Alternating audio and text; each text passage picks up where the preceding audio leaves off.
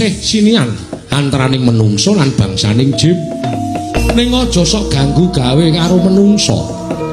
Wis cinadang dening panguwasaning Gusti, jin setan kuwi duwe pangan dhewe-dhewe, menungso ya duwe pangan dhewe-dhewe.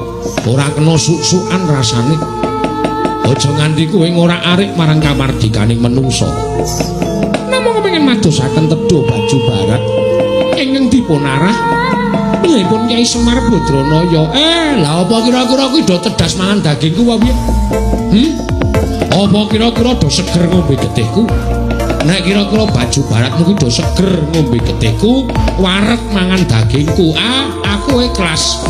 Ning kosok bali nek do mendem, nek do modar ngombe getih karo mangan dagingku, aja mbok luputke Semar.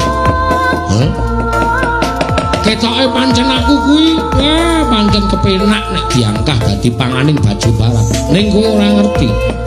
Malah wong kaya Semar iki sing janjane daginge ora enak, gedhihe ora seger tumraping para berkasaan.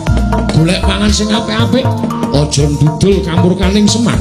Nek nganti aku engko muring aku nesu, tak kumbala geni dadi apa kowe sawadya balamu. Nyuwun pamit Kyai Semar.